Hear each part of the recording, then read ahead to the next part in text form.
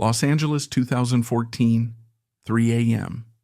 We're in Skid Row, America's hell on earth, a place where drugs, garbage, and despair reign. But amidst that filthy chaos, a brawl is raging, and the one desperately defending himself in the dirt isn't a criminal. It's the face millions of teenage girls have plastered on their bedroom walls. It's Troy Bolton. It's the Disney prince. It's Zac Efron. What is a Hollywood superstar doing in this mire? It's not an accident.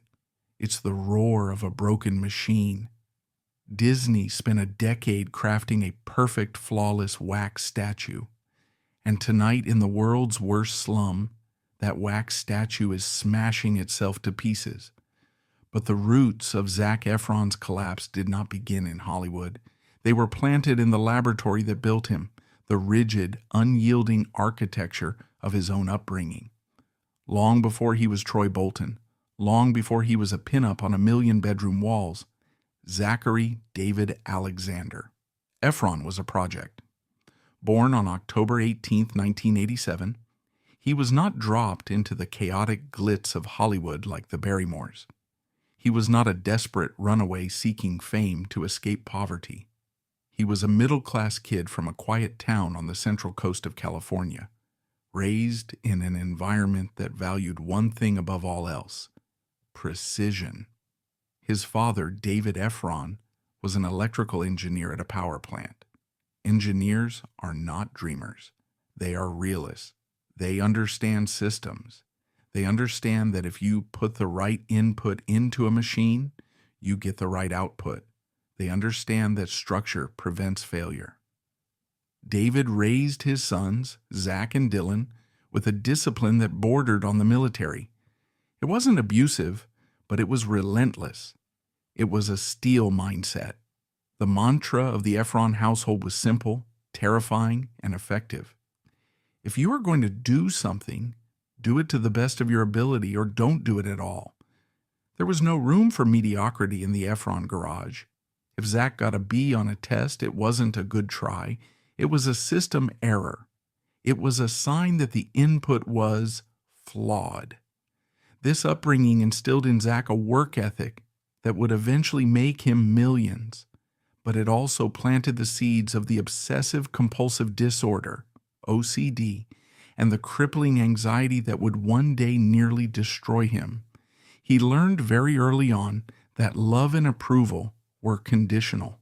They were rewards for performance. Zach was a serious child. He didn't just play, he focused. When he showed an interest in singing and acting, his parents didn't treat it as a cute hobby. They treated it as a new discipline to be mastered. They drove him to lessons. They critiqued his performances. They applied the same engineering rigor to musical theater that they applied to homework. By the time he was a teenager, Zach was a machine of competence. He could sing, he could dance, he could act, he was polite, he was punctual. He was the kind of kid adults loved because he didn't act like a kid. He acted like a highly efficient employee, but beneath the polish, there was a simmering terror. The terror of the wrong note, the terror of the missed step, the terror of being less than perfect. In the early 2000s, his drama teacher saw the potential. She recommended he get an agent in Los Angeles. For most families, this is a pipe dream. For the Efrons, it was a logistical calculation. If Zach had the talent, then the logical next step was to optimize that talent in the marketplace. They began the grueling commute from San Luis Obispo to Los Angeles, 3 hours each way, for auditions. Those 6-hour round trips became a crucible. The silence, the pressure, the father driving, the son in the passenger seat reviewing scripts, knowing that this trip cost gas and time, and that the only way to justify the investment was to book the job. Zach booked the jobs. He started with small roles: Firefly, The Guardian, ER. He was a working actor. He wasn't a star yet, but he was reliable. He had a look that was commercially viable, the gap-toothed smile, the shaggy hair, the eyes that popped on camera. He was the boy next door, but refined. He was the suburban dream incarnate. Then came the audition that would change the trajectory of pop culture. The year was 2005. The Disney Channel was looking for a new flagship. They had a script for a modern-day Romeo and Juliet set in a high school. It was cheesy. It was low budget. It was called High School Musical. They needed a lead, a Troy Bolton. The casting directors saw hundreds of boys in search of a specific alchemical mix. Someone believable as a basketball captain, yet sensitive enough to sing about his feelings. He had to be handsome, non-threatening, and essentially a blank canvas onto which every teenage girl in America could project her fantasies. When Zac walked into the room, the producers didn't just see an actor. They saw the prototype. He was 17 years old, but he had the professionalism of a 30-year-old veteran. He knew his lines.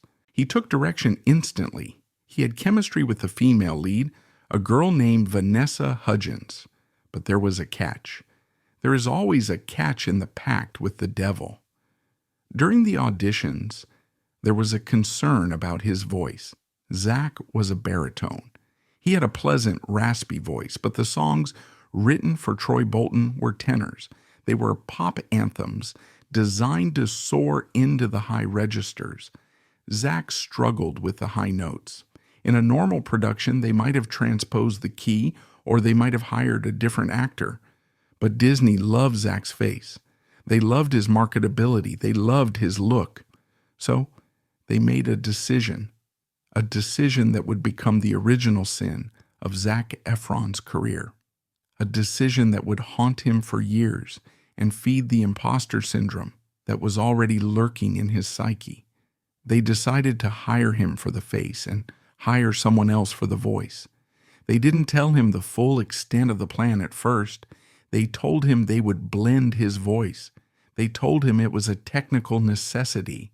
Zac, trusting the adults, trusting the engineers of the industry, agreed. He wanted to do the job. He wanted to be the best.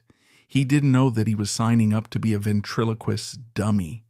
Filming began in Utah. It was a whirlwind. For Zac, it was the culmination of all those years of discipline.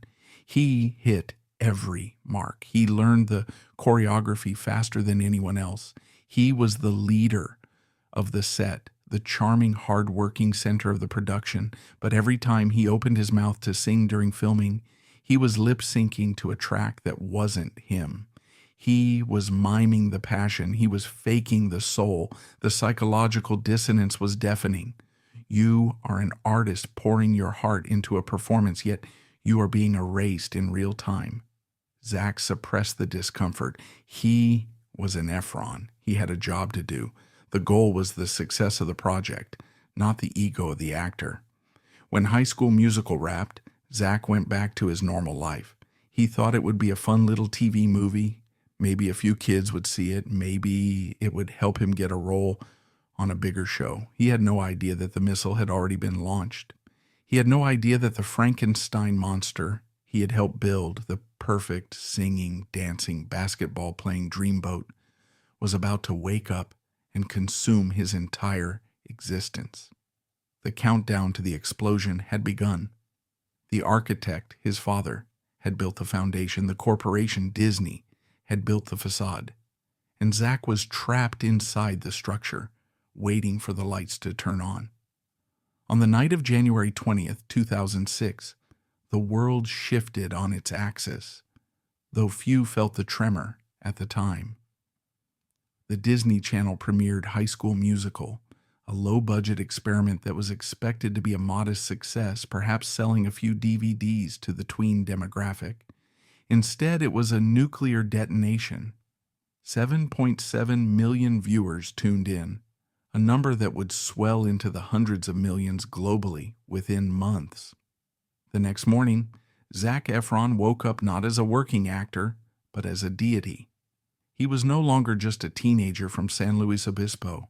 He was Troy Bolton, the basketball captain with the heart of gold and the voice of an angel.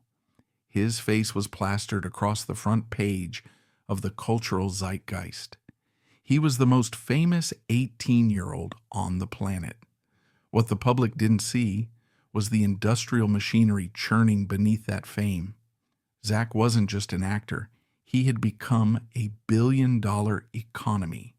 His likeness was stamped onto lunchboxes, bedsheets, backpacks, and dolls, often without his direct consent or fair financial compensation due to the restrictive contracts signed by a then unknown minor.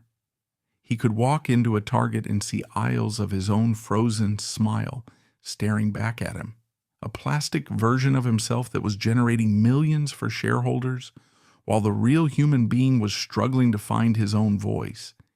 He was being sold by the pound. But as the confetti fell and the adoration poured in, a sickening realization began to take hold in Zac's gut. The world was falling in love with a lie. The success of High School Musical was driven by its music. The soundtrack album was a juggernaut, becoming the best-selling album of 2006, beating out industry titans like Justin Timberlake and Beyoncé. The songs Start of Something New and Breaking Free were anthems, playing in every minivan and shopping mall in America. And herein lay the poison pill. The voice on those platinum records, the soaring tenor that millions of girls worshipped, belonged to a ghost named Drew Seeley. The deception was total. During the filming, Zac had been told his voice would be blended for technical reasons. In reality, it was erased. Disney executives, in their infinite corporate wisdom, had decided that Zac's natural baritone was too low, too gritty for the pristine pop sound they wanted. They needed a polished tenor, so they hired Seeley to record the tracks, and they instructed Zac to lip-sync on set. The psychological violence of this arrangement was absolute. Zac was the face. He did the press junkets. He smiled on the red carpets. He accepted the Teen Choice Awards. But he was essentially a mute in his own musical. He was a beautiful mannequin used to sell another man's talent. The imposter syndrome was not a whisper. It was a scream. Every time a fan said, "I love your voice," Zac died a little inside. He was living a fraudulent existence. The irony was cruel. He could sing. He just wasn't allowed to. The situation reached its humiliating nadir when Disney announced High School Musical, the concert. It was a massive arena tour, selling out 60,000-seat stadiums across North and South America. The cast was set to perform the hits live. Zac couldn't go. He couldn't stand on a stage and lip-sync to Drew Seeley in front of a live audience. The charade would be impossible to maintain. Disney claimed he had a scheduling conflict with the filming of Hairspray. While technically true, it was a convenient excuse. The reality was that Drew Seeley went on tour in Zac's place, singing the songs he had recorded, standing next to Vanessa Hudgens, while the audience watched in confusion. For Zac, watching from the sidelines as another man lived his life was a profound trauma. It reinforced the lesson his father had taught him, but twisted it. Precision matters, but authenticity does not. You are a product, and parts of you are replaceable. Zac Efron stood at a crossroads. He could have accepted his fate as a face actor, a pretty boy who lip-syncs for a paycheck. But the steel discipline instilled by his father kicked in. He refused to be a fraud. He declared war on the perception of his talent. His weapon of choice was Hairspray, 2007. When he auditioned for the role of Link Larkin in the big-budget movie musical, he made one condition clear to himself. He had to sing live. No blending, no dubbing. The audition process was brutal. Director Adam Shankman wasn't looking for a Disney prince. He was looking for a Broadway-caliber performer. Zac walked into the audition room carrying the baggage of the dubbing scandal, which was now an open secret in the industry. The whispers were loud. The kid can't sing. He's a studio creation. Zac sang It Takes Two. He stripped away the pop sheen and delivered a performance that was raw, charismatic, and undeniably his. He didn't just get the part, he conquered it. Emboldened by this victory, Zac turned his sights back to the Mouse House. When negotiations began for High School Musical 2, Zac drew a line in the sand. He told the executives, "I sing or I walk." It was a massive gamble. Disney could have easily replaced him or dubbed him again, but Zac knew his value now. He was the franchise. They acquiesced. When High School Musical 2 was released, audiences heard a different Troy Bolton. The voice was deeper, huskier, less perfect, but infinitely more real. For Zac, it was a reclamation of his soul. He had fought the machine and won a small, significant territory of his own autonomy. While Zac was fighting for his artistic integrity, he was losing the battle for his personal privacy. During the filming of the first movie, Zac fell in love with his co-star, Vanessa Hudgens. It was a classic on-set romance. Two young, beautiful people thrown into a high-pressure environment, clinging to each other for survival. But in the Disney ecosystem, love is not a private emotion. It is marketing collateral. When the studio realized the chemistry between Troy and Gabriella was real, they weaponized it. Zac and Vanessa became Zanessa, a portmanteau that erased their individuality. They were paraded around the world as the idealized vision of teenage love. Their relationship became a golden cage.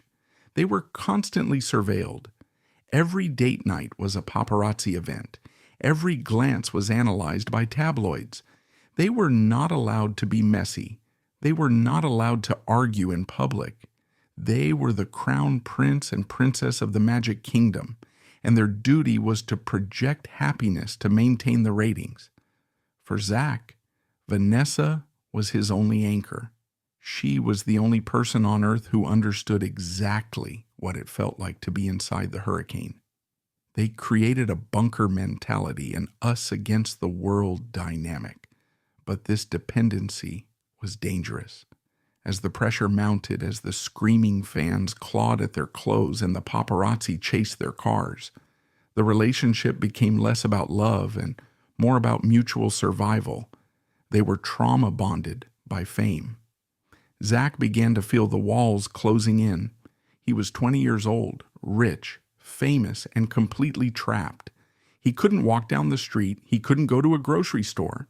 He was a prisoner of his own face. The cracks in the facade were starting to show, but the machine was too loud for anyone to hear them. Disney was already planning High School Musical 3. They needed their prince to be perfect for one last ride. They didn't care that the prince was beginning to suffocate inside the costume. The boy from San Luis Obispo was gone. In his place was a global brand, a commodity to be traded, sold, and consumed. And as the franchise moved toward its conclusion, Zac Efron began to look for an exit, any exit, even if it meant destroying the very image that had made him a star. With the release of High School Musical 3 senior year in October 2008, the phenomenon reached its commercial apex. It was the first and only installment of the franchise to be released theatrically, a testament to the sheer economic force Zac Efron had become. The film grossed over $250 million worldwide, solidifying his status as the most bankable young star in Hollywood. Yet for Efron, the premiere in London was not a celebration of a beginning, but the final, exhausting lap of a race he was desperate to finish. As he walked the red carpet in Leicester Square, deafened by the screams of thousands of teenagers, the smile on his face was practiced, a muscle memory honed over 3 years of relentless media training. Inside, he was already plotting the death of Troy Bolton. The industry expected him to lean into the skid. For a star of his magnitude, the path was obvious. He could sing, he could dance, he could charm. The industry wanted him to become the next musical lead. Paramount Pictures had a lucrative offer ready, a remake of the 1984 classic Footloose. It was a guaranteed hit, a project that would have cemented him as the heir apparent to Kevin Bacon and John Travolta. The check was blank, the fame was assured. Efron turned it down. This decision sent shockwaves through his representation team. In the risk-averse ecosystem of Hollywood, walking away from a franchise-ready vehicle is considered career suicide. But Efron was operating under a different set of anxieties.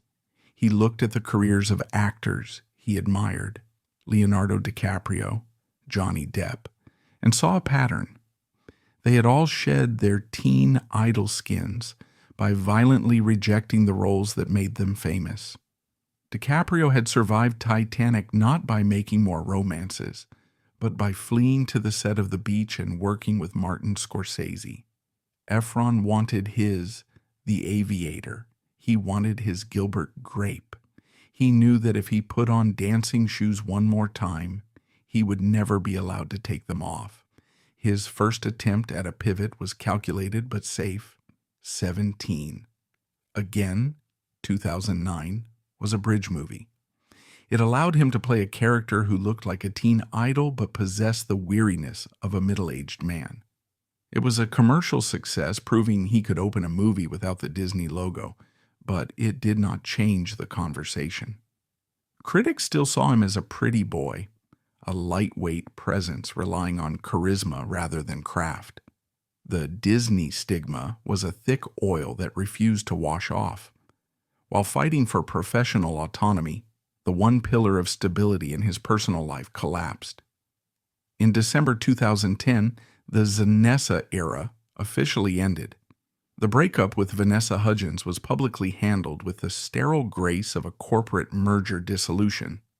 Joint statements, assurances of friendship, no scandals.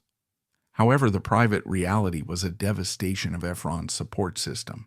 For 5 years, Hudgens had been the only other person inside the bubble.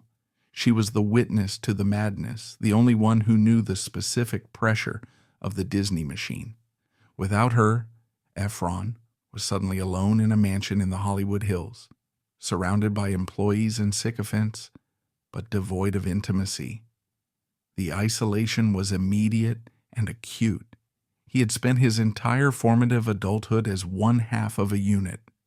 Now, at 23, he had to learn how to exist as a singular entity in a city that viewed him as a commodity. The silence in his home became deafening, creating a void that demanded to be filled. This personal unmooring coincided with a mounting sense of professional frustration that had been building for years. Even before the breakup, Efron had begun to aggressively pursue serious cinema, seeking out auteurs who could strip him of his gloss. He signed on for Me and Orson Welles' 2008, a period drama directed by Richard Linklater. It was a legitimate indie film, requiring him to hold his own against stage actors and complex dialogue. Efron delivered a performance of surprising nuance, playing the straight man to Christian McKay's Wells. Reviews were positive, with Roger Ebert noting his capability. Yet the film barely registered at the box office. The audience that had screamed for Troy Bolton did not follow him to 1930s theater. They didn't want Zac Efron the actor. They wanted the fantasy. The disconnect between his ambition and his audience grew wider with Charlie St. Cloud, 2010. The film was a melodrama designed to showcase his dramatic range. Tears, grief, spectral visions. It was a critical and commercial failure. The industry press began to sharpen their knives, suggesting that Efron lacked the gravitas to carry a drama. The term box office poison began to circulate in whispers. The fear of failure, planted by his father's rigorous upbringing, began to bloom into a full-blown crisis of confidence. Desperation led to extreme measures. By 2012, Efron was willing to do anything to shatter the porcelain doll image. He accepted a role in The Paperboy, directed by Lee Daniels, a filmmaker known for his provocative and often grotesque style. The film was a sweaty, chaotic noir set in the Florida swamps. Efron played Jack Jansen, a young man lusting after an older woman played by Nicole Kidman. The production was the antithesis of a Disney set. There were no safety nets, no moral clauses, no air-conditioned trailers. Efron threw himself into the muck quite literally. In the film's most notorious scene, his character is stung by jellyfish, and Kidman's character urinates on him to alleviate the pain. When the scene became public knowledge, the discourse was reductive. Late-night hosts made jokes, the internet turned it into a meme, but for Efron, the scene was a sacrificial ritual. He was physically degrading himself on screen to prove he was willing to go there. He spent most of the film in his underwear, covered in sweat and blood, engaging in scenes of intense sexual humiliation. It was a primal scream for respect. He took the film to the Cannes Film Festival, standing on the most prestigious red carpet in the world, hoping for a reinvention. The reception was polarizing. Some critics praised his fearlessness, others dismissed the film as trash, but the devastating blow was the indifference of the general public. The Paperboy grossed less than $2 million domestically. The message from the market was brutal and clear. No one cared if Zac Efron could act. They only cared if he looked pretty. This professional existential crisis hit its absolute nadir with the release of We Are Your Friends in 2015. Efron poured himself into the role of Cole Carter, an aspiring DJ trying to escape the San Fernando Valley. He viewed it as his generation's Saturday Night Fever, a gritty anthem for lost millennials. Warner Brothers gave it a wide release, expecting Efron's fan base to turn out. Instead, the film registered one of the worst opening weekends in major Hollywood history for a film saturated in over 2,000 theaters. The theaters were empty. It wasn't just a failure. It was a box office catastrophe, a statistical anomaly that shattered the illusion of his bankability and proved that his name alone was no longer enough to sell a ticket. The box office numbers screamed a terrifying truth. Without the Disney logo or a comedic ensemble to prop him up, Zac Efron was not a movie star. He was poison. This rejection created a dangerous feedback loop. The harder he tried to prove his worth through work, the more the industry pigeonholed him. He felt trapped in a paradox. He was too famous to be an indie darling, but too Disney to be taken seriously by the Academy. He was stuck in the uncanny valley of celebrity, a household name with no artistic home. But to understand this professional dead end, we must rewind to the personal collapse that was happening behind the scenes. By 2013, the internal pressure had reached a critical mass. The work ethic that had sustained him, the steel discipline, began to warp. He was working constantly, taking roles in The Lucky One, New Year's Eve, and The Lorax, hopping from set to avoid the silence of his own life. But the joy of performance was gone, replaced by a grim mechanical necessity. The social scene of Los Angeles, once kept at bay by his relationship and his work schedule, now offered a seductive alternative to the loneliness.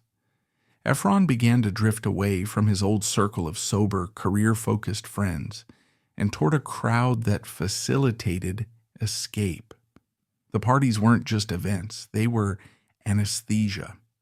Alcohol and cocaine ceased to be recreational indulgences and became necessary tools for survival. They were the only things that could quiet the OCD voice in his head that told him he wasn't good enough, that he was a fraud, that his career was evaporating. He became a master of compartmentalization. On set, he was still the consummate professional, polite to the crew, on time, hitting his marks. He maintained the facade of the golden boy with terrifying efficiency. But once the director called cut, the shadow took over. He was functioning, but he was not living. He was hollowed out, a beautiful shell moving through the motions of stardom, while the person inside slowly disintegrated. The distance between the public perception of Zac Efron, the healthy, happy, successful heartthrob, and the private reality of his addiction grew unsustainable. He was living two distinct lives. In one, he was presenting awards at the Oscars. In the other, he was navigating the dark, transactional underbelly of Hollywood nightlife, seeking oblivion in powder and pills. The rupture was inevitable. The boy who had been programmed for perfection was about to malfunction in the most public and painful way possible. The double life Zac Efron cultivated during the early 2000s was a feat of architectural endurance, but by 2013, the foundation was rotting. The transition from social drinking to dependency had been subtle, masked by the permissive culture of Hollywood, where excess is often framed as celebration. However, the shift to cocaine introduced a volatile variable that shattered his carefully maintained equilibrium. It was no longer about having fun. It was about regulation. He used stimulants to engineer the energy required for 18-hour shooting days and depressants to force his overactive, anxious brain into submission when the camera stopped rolling. This chemical balancing act turned him into a high-functioning recluse. The expansive social circles of his early 20s shrank rapidly. He began to isolate himself in his Hollywood Hills home, a fortress of glass and steel that became less of a sanctuary and more of a gilded cage. Inside, the golden boy deteriorated. He stopped returning calls from friends who weren't part of the using circle. He missed meetings. The internal engine that had driven him to stardom was being dismantled, gear by gear.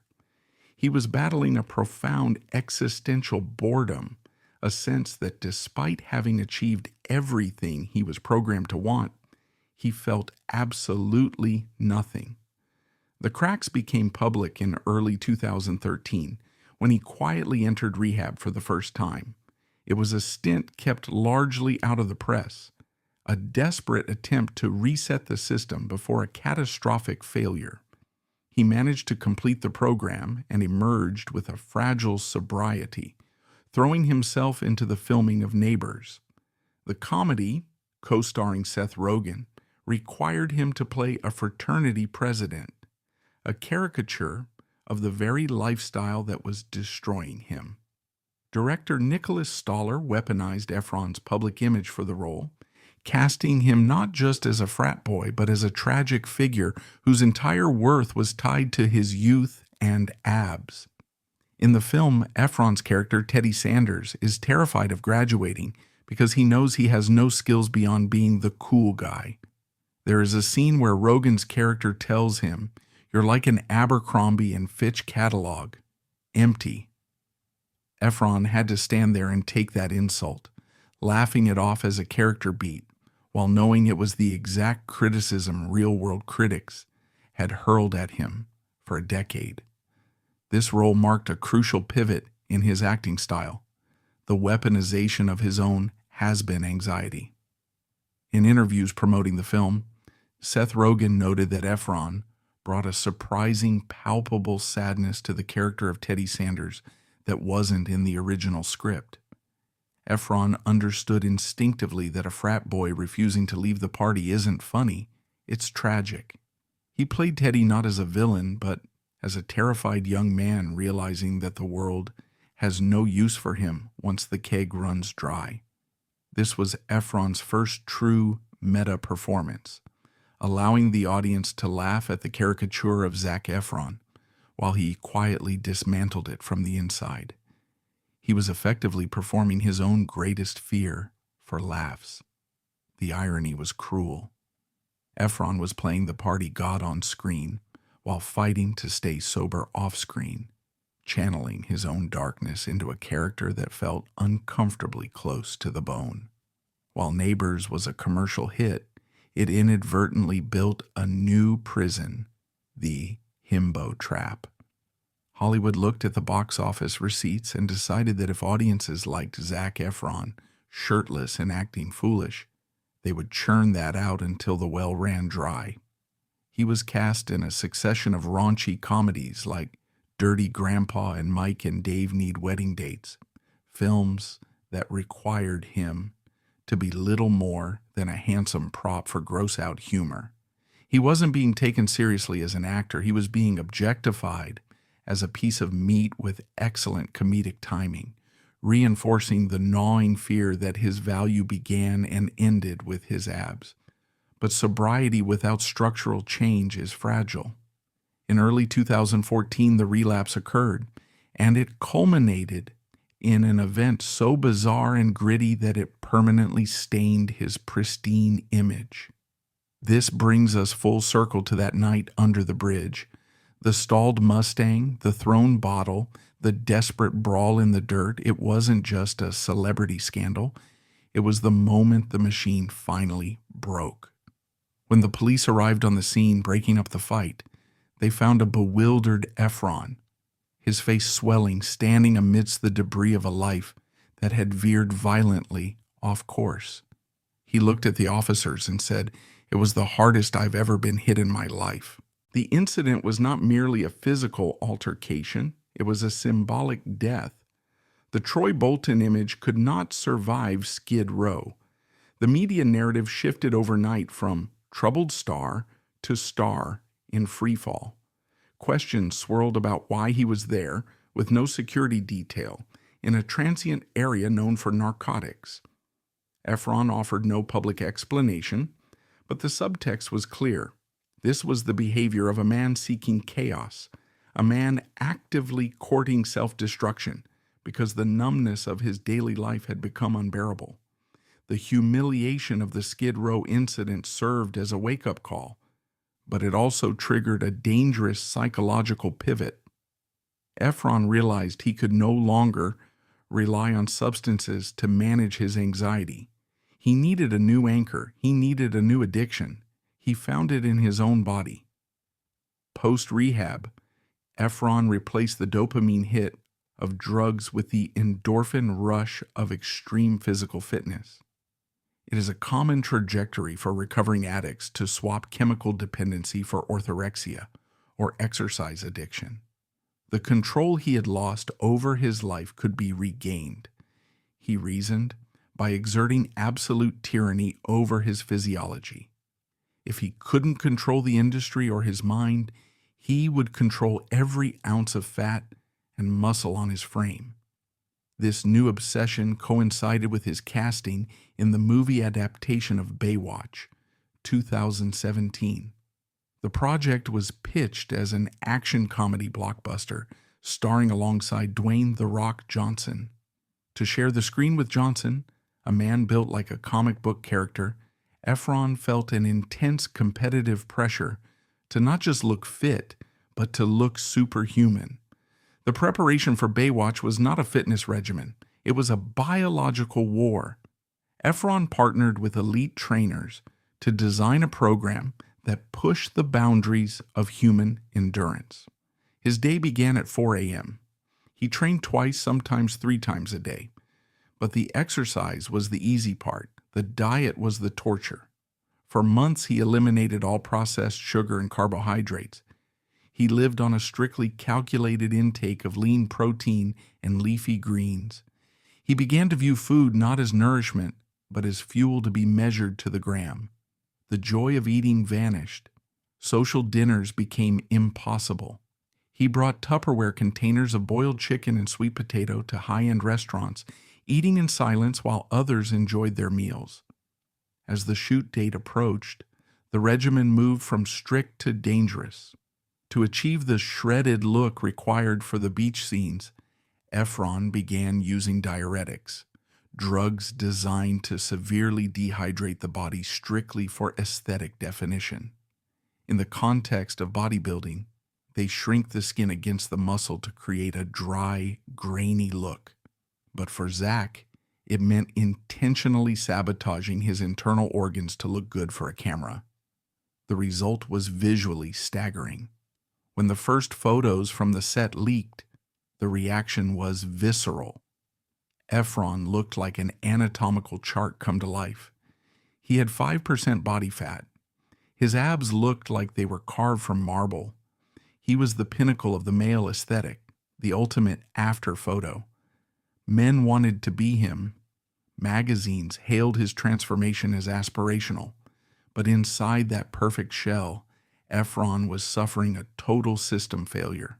The diuretics messed with his electrolyte balance, causing severe brain fog and lethargy. The lack of carbohydrates starved his brain of glucose, plunging him into what he later described as a descent into madness. He developed severe insomnia, lying awake for hours in a state of wired exhaustion, his body too stressed to sleep, yet too depleted to function. The depression that had plagued him for years returned with a vengeance, fueled by the hormonal imbalances of a body pushing against its biological limits. The face staring back was gaunt, the eyes hollowed out by dehydration. He wasn't healthy, he was wasting away, preserved only by the artificial armor of muscle. He realized that the perfect body he had chased was not a trophy, it was a prison.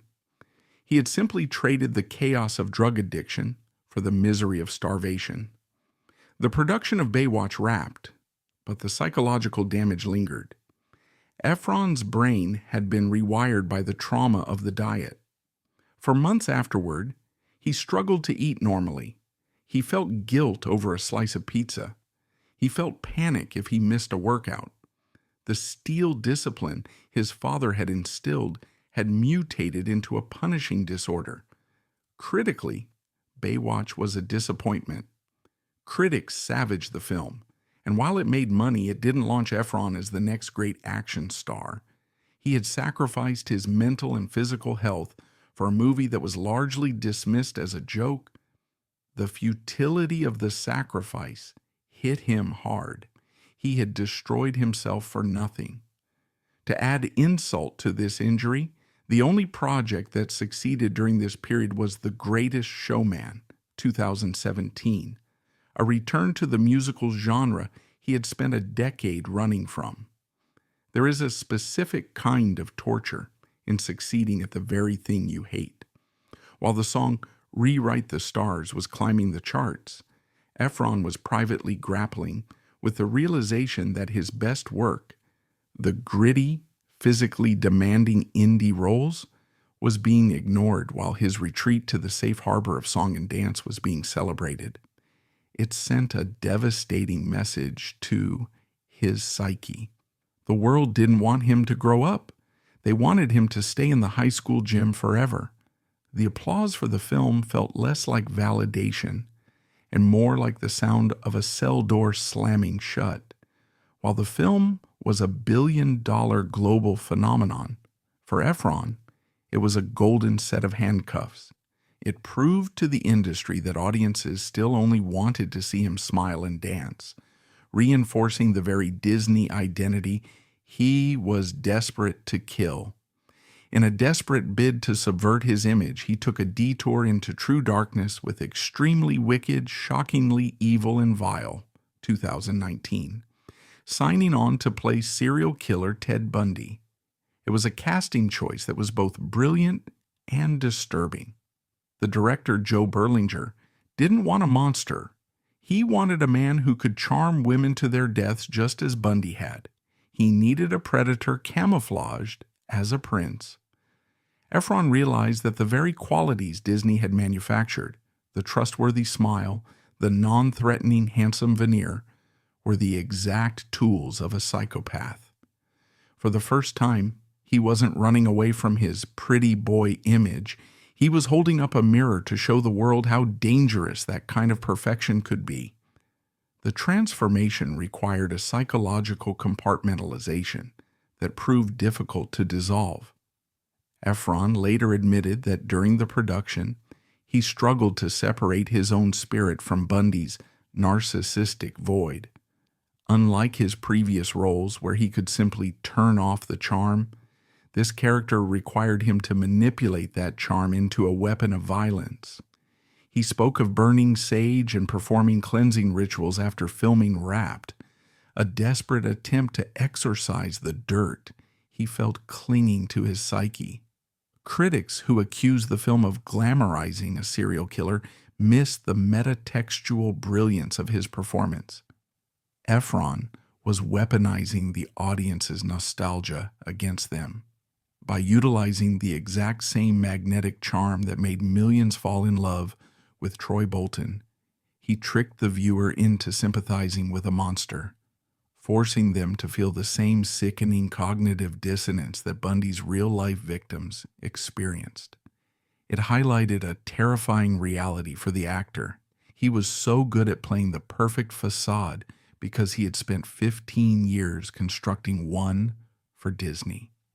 He received critical acclaim, but inhabiting the mind of a rapist and murderer while his own mental health was fragile took a heavy toll, leaving him spiritually hollowed out once the cameras stopped rolling. By the end of 2017, Zac Efron was sober, ripped, and wealthy, but he was more lost than he had ever been.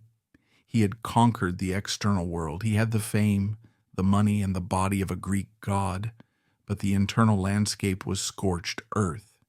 He retreated further from the public eye, nursing a nervous system that was fried from years of chemical and physical abuse. He didn't know it yet, but the universe was about to force him to stop. The obsession with perfection had pushed his body to the brink, and soon a freak accident in his own home would shatter the physical vessel he had spent so much time sculpting, forcing him to confront the one thing he had spent his entire life running from, his own vulnerability. Following the physical devastation of Baywatch, Zac Efron entered a period of retreat. The industry viewed his absence as a standard hiatus, the typical downtime of a star between projects. In reality, it was a convalescence. The extreme dehydration and nutritional deprivation required to achieve the poster body had wreaked havoc on his endocrine system, leaving him in a state of metabolic and emotional exhaustion. He had pushed his biology to the edge of failure for a film that ultimately did little to alter his career trajectory. The transaction, suffering for status, had failed. But while he was retreating from the public eye, a biological time bomb was ticking beneath the surface, one that had been ticking for years, but the internet got it wrong. The roots of that 2021 controversy didn't begin in a plastic surgeon's office. They were forged 8 years earlier, on a slippery floor in his own home. It happened in the privacy of his Los Angeles home. Efron was running through his house in socks, a mundane domestic action. He slipped on the polished floor. His momentum carried him forward, and his chin collided with the granite corner of a fountain. The impact was violent and sickening. When he regained consciousness, the scene was one of body horror. He described looking down and seeing his chin bone hanging loose, detached from the rest of his face. The mandible had been shattered. The subsequent surgery was extensive, requiring the wiring of his jaw and a long, painful rehabilitation. For years, the injury seemed like a footnote, a clumsy accident mentioned in talk show anecdotes. But the human body is an adaptive machine. When the structural integrity of the jaw is compromised, the surrounding musculature must overcompensate to perform basic functions like chewing and speaking. The masseter muscles, the large muscles on the side of the face responsible for closing the jaw, began to work overtime. They hypertrophied. Like a bodybuilder focusing solely on biceps, Efron's facial muscles grew larger and denser in response to the trauma, slowly altering the geometry of his face. This biological process was gradual, occurring beneath the skin over 7 years. It went largely unnoticed by the public because Efron was constantly being photographed, creating a slow-motion time-lapse that obscured the daily changes. Then came April 2021. Efron participated in a promotional video for Earth Day the Musical, a Facebook Watch special hosted by Bill Nye. It was a brief appearance, a simple cameo intended to support environmental awareness. He spoke for only a few seconds. The internet did not listen to his words. It stared, horrified, at his face. The reaction was instantaneous and cruel. In the video, Efron's jawline appeared significantly wider, squarer, and more swollen than the public remembered. His lips looked different. The soft, boyish angles of Troy Bolton were gone, replaced by a heavy, brutalist structure. Within hours, Zac Efron's face was trending globally. The speculation was rampant and vicious. The consensus on social media was that Efron, driven by the vanity of Hollywood, had destroyed his handsome features with botched plastic surgery. The terms pillow face, Botox overload, and fillers were tossed around with authoritative certainty. Memes flooded Twitter. Side-by-side comparisons were drawn between Efron and Shrek, specifically the human version of the ogre, or the disfigured character from The Weeknd's Save Your Tears music video. The narrative was cemented. The Disney prince had succumbed to the dysmorphia of his industry and ruined the one asset that had made him a star. For Efron, who was living quietly in Australia at the time, the backlash was a surreal intrusion. He wasn't online. He didn't see the memes until his mother called him, asking in a panicked voice if he had secretly gotten surgery. The tragedy of Facegate was the profound disconnect between the public's perception and the medical reality. The world saw vanity. Efron was living with trauma. They mocked a botched cosmetic procedure while looking at the scar tissue of a near-fatal accident. He eventually explained the condition, the masseter hypertrophy, in an interview, but the correction rarely travels as far as the insult. The damage was done. The incident reinforced a dark truth about his existence. His body was public property. He was not allowed to age, he was not allowed to get injured, and he was certainly not allowed to change without the permission of the audience. The crowd wasn't jeering at a monster. They were angry that their beautiful doll had dared to break. This violation of his physical autonomy accelerated a decision that had been brewing since the Baywatch burnout. Efron decided to execute a geographical and spiritual escape. He sold his mansion in the Hollywood Hills. The glass fortress that had been the site of his isolation and addiction was liquidated. He packed his belongings and moved to Byron Bay, Australia. This was not a vacation. It was a defection. Byron Bay is the antithesis of Los Angeles. It is a coastal town known for its laid-back counterculture, its connection to nature, and its distance, both physical and cultural, from the paparazzi swarms of Sunset Boulevard. There, Efron attempted to deconstruct the celebrity lifestyle. He lived out of a van for periods, traveling the coast. He grew a beard. He stopped dyeing his hair, letting the gray show. He stopped training for aesthetic muscles and started training for function.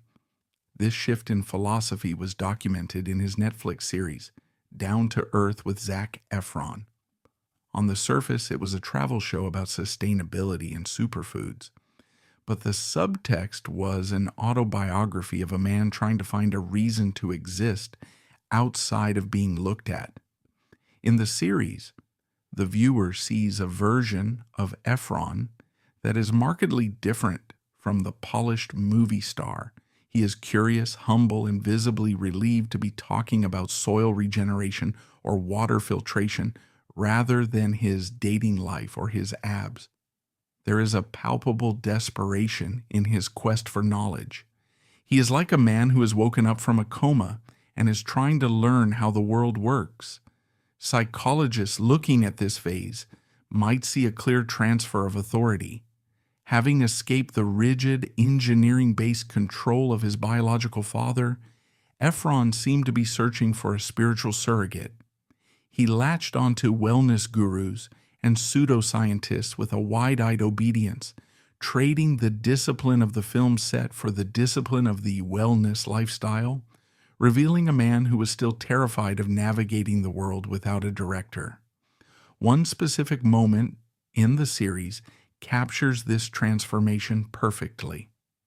Efron is eating a bowl of pasta in Sardinia. It is a simple meal, high in carbohydrates. He looks at the camera, eyes wide, and says with genuine emotion, "I am so happy that I'm eating carbs again." It sounds like a throwaway line, but it is a confession. It is an admission of the years of starvation, the orthorexia, the fear of food that had governed his life since Baywatch. In that bite of pasta, he was reclaiming his humanity. He was declaring that the perfect body was not worth the misery it cost to maintain. This revelation deepened during his visit to the Blue Zone in Sardinia, where he met centenarians who had lived to be over 100 years old. He looked at these old men, wrinkled, soft-bellied, drinking wine and laughing with their families, and realized they had achieved what he was killing himself to find: peace and longevity. They didn't have six-pack abs, they had community. They didn't count macros, they shared meals. The juxtaposition was jarring for him. He realized that the Hollywood definition of health, which required dehydration, isolation, and starvation, was actually a slow form of dying. He was fit for a poster, but unfit for life. However, the retreat to nature could not last forever. Efron was still an actor, and the urge to create remained. But he knew he could not return to the roles of the past. He could not be the heartthrob. He could not be the comedy frat bro. He needed a role that could metabolize the pain he had accumulated. He needed a character who understood what it meant to be a prisoner of one's own body. In 2022, the script for The Iron Claw arrived. It was the true story of the Von Erich wrestling dynasty, a tragedy of toxic masculinity and loss that mirrored Zac's own battles with perfectionism.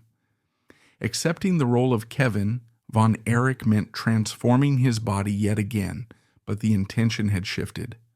Unlike the vanity-driven starvation of Baywatch, this transformation required a caloric surplus bordering on force-feeding. He wasn't sculpting a display piece. He was building a tank. As he layered thick muscle over his frame, he wasn't just preparing for a role. He was building a protective sarcophagus for the old Zac Efron, utilizing his own physical and emotional scars to inhabit the character. This protective energy extended beyond the camera. On set, Efron found himself the veteran among a cast of rising stars like Jeremy Allen White and Harris Dickinson. He naturally slipped into the big brother role, mirroring the dynamic of the script. He watched these younger actors navigate the intense physical demands and the emotional weight of the material, and for the first time, he wasn't the vulnerable kid needing guidance. He was the survivor offering it. He became the anchor. This shift in dynamic healed a part of his inner child. By taking care of his fictional brothers, he was retroactively parenting the scared, overwhelmed teenager he used to be. On set, the atmosphere was heavy.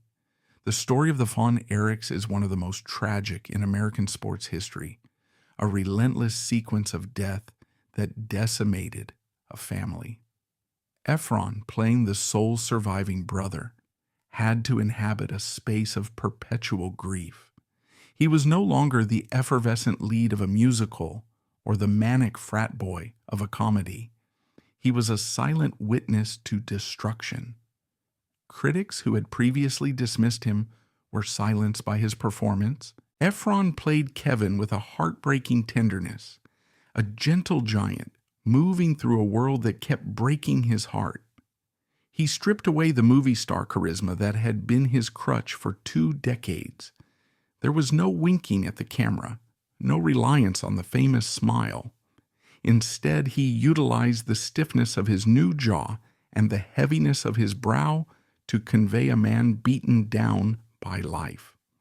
There is a specific sequence in the film where Kevin discovers the body of his brother Carrie. A younger, less experienced Efron might have chosen to scream or weep theatrically to chase an Oscar clip. Instead, the Efron of 2023 made a choice of devastating restraint. He portrayed Kevin as a man so traumatized that his body physically rejects the ability to process more grief. He hyperventilates, his eyes wide and dry, looking like a child who has been punished too many times to cry. It was a masterclass in somatic acting, proving that he didn't need dialogue to break the audience's heart. He could do it with the slump of his shoulders and the terrified confusion in his eyes. The physical changes that the internet had mocked, the wider face, the changed structure, suddenly made artistic sense. They gave him the visage of a prizefighter who had gone too many rounds. The release of the film in late 2023 marked the completion of his artistic redemption. While the Academy Awards failed to nominate him, a snub that sparked outrage among film critics, the industry validation was secondary to the personal exorcism the role represented. By telling the story of a man who survived the curse of his father's expectations, Efron was, in effect, eulogizing the Disney prince he had been forced to be. He was proving that he could survive the machinery of his own upbringing. This newfound gravitas was on full display on December 11th, 2023, when Zac Efron received a star on the Hollywood Walk of Fame. Ceremonies on Hollywood Boulevard are typically promotional events, hollow rituals of self-congratulation. However, Efron's induction felt like a survivalist's graduation. He stood at the podium in a sharp suit, looking older, weathered, but undeniably healthy. The frantic energy of his 20s was gone, replaced by a grounded stillness. In his speech, he did something unexpected. He publicly thanked his parents, the architect father who had pushed him so hard, and the mother who had driven him to auditions. It was a moment of reconciliation, a public acknowledgement that the discipline which had nearly broken him was also the thing that had saved him. He accepted the complexity of his origin story. Most poignantly, he paid tribute to Matthew Perry, his co-star from 17 Again, who had passed away just weeks earlier from the effects of ketamine and drowning, a tragic echo of the addiction struggles Efron himself had navigated. Perry had once mentored Efron, seeing in him the same comedic timing and the same demons. The parallel between the two men was hauntingly precise. When they filmed 17 Again, Perry was the warning of what happens when the golden years fade, and Efron was the promise of eternal youth. Years later, as Efron stood on that podium, the dynamic had shifted tragically. He was no longer the protege. He was the survivor of the very same addiction machine that had claimed Perry. The tribute was not just an act of mourning. It was an act of recognition that fame is a high-wire act. And Efron had managed to keep his balance while his friend had fallen. By acknowledging Perry, Efron was acknowledging the ghost of the path not taken. He was standing there as the one who made it out, the child star who didn't die. Today, Zac Efron occupies a rare space in the entertainment ecosystem. He has successfully dismantled the Frankenstein monster created in 2006. The tween idol is dead. The meme fodder party boy is gone. In their place stands a character actor in a leading man's body, a man who prefers the quiet of the Australian coast to the noise of the Sunset Strip. He has redefined his relationship with his own image. The Facegate controversy, once a source of humiliation, has become irrelevant in the face of his work. He no longer chases the impossible standard of perfection that defined his youth. He allows himself to look his age. He allows his body to fluctuate. He has learned that the perfect Zac Efron was a product that could be bought and sold. But the imperfect, scarred, and evolving Zac Efron is a human being who belongs only to himself. His journey serves as a grim autopsy of the early 2000s celebrity machine. He was the prototype for a new kind of viral fame, optimized for poster sales and ringtone downloads, marketed to a generation of children who consumed him like candy. The industry extracted his youth, monetized his romance, and nearly destroyed his mind in the pursuit of profit. Yet the conclusion of his story is not a tragedy. It is a testament to resilience. Efron walked through the fire of addiction, the ice of isolation, and the brutal physical trauma of his injuries, and he emerged on the other side. He finally killed Troy Bolton, not with a scandal, but with survival. And in the wreckage of that perfect image, Zac Efron found the one thing Disney never gave him: himself.